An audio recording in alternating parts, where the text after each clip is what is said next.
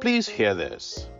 A lot of young people across nations in Africa are getting quite restive about old generation politicians who have stubbornly held on to power and will not allow the youth take over or take charge or take control of the political space in their time.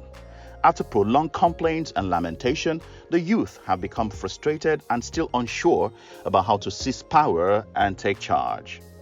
In my opinion, I think if you're unsure about how to handle any situation, all you need to do is go back in history and find out how such a problem was resolved in time past and simply apply a similar strategy, and perhaps it will work.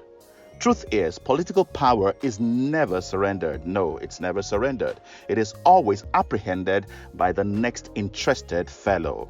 The reason I feel the youth, mostly in Africa, have failed to apprehend political power till date is first and foremost about their approach and style. Complaining, lamenting, and protesting never works because it will always put you at a psychological disadvantage against those in power. People that whine, cry, and complain are seen as weak and helpless. Hence, political power holders don't see them as a threat or a force to respect or bother about. They mostly see them as immature and unripe. Anyone or any group who toe the path of wild protest, complaints, negative criticism, insults, disrespect, and provocation against the government in power are never taken seriously. They are looked down upon and treated as inferior. In fact, they are most of the time they're suppressed and they are crushed. Yes, they are crushed. If the youth want to wrest power peacefully and successfully from the hands of the so-called old brigades, all we need to do is to simply study how these old brigades successfully did it peacefully with the colonial masters.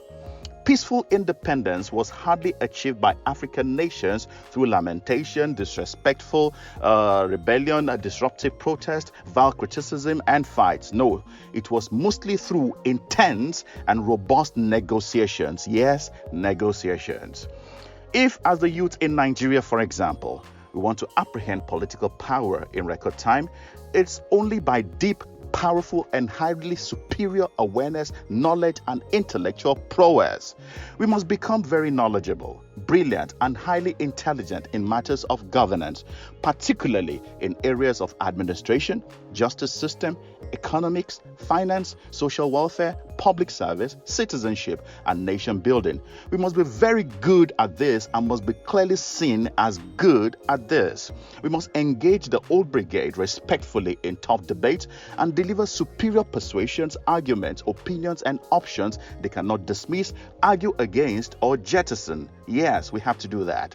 The social media superhighway must become a powerful space for these constructive debates and valuable conversations, rather than a leverage for insults, disrespect, and cursing of elders. We cut short our lives when we do this. There is a spiritual law against dishonoring elders. The internet can't also just be for entertainment, jesting, comedy, gossip, slander, trolling, life hacks, and lamentation. No, we will never be respected by anyone doing just this. No, we'll never be respected. If in 1953, Anthony Enahoro, age 30, moved the motion for the independence of Nigeria at the parliament against the very powerful and domineering Great Britain through sheer brilliance, persuasive arguments, and convincing submissions, and it was eventually granted peacefully in 1960, just 7 years later. I believe that is the winning approach. Where is that extremely brilliant 30-year-old lawyer, journalist, economist, educationalist, administrator, accountant, public service expert, international relations expert, healthcare expert, food security expert, and politician who can debate confidently and convincingly with the old brigade and earn political relevance and nation-building duties on a platter and unopposed? Where is that 30-year-old? Do you know any?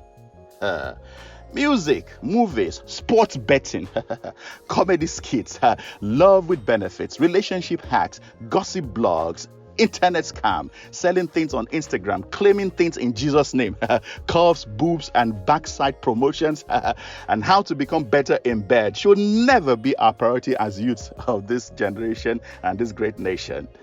Nobody will entrust this power to us if we continue like this. We generally don't appear mature, smart, brilliant, ready, and able to handle governance. Voting is not where taking over ends. It's actually where taking over starts. Are you genuinely a leadership candidate? Are you a genuine? The ball is in your court. Like, subscribe, and turn on the notification bell.